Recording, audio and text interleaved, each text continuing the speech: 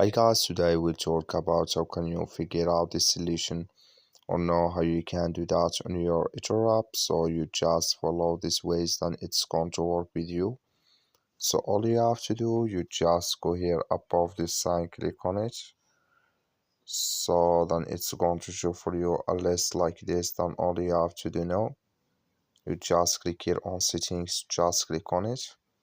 So then it's going to take you to next step here. It's going to show for you like this.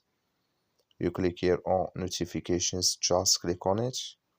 Then it's going to take you to this list. Then all you have to do now, just click here on invest in here. Then it's going to take you to this list. You come here to trade status updates, clicking this sign.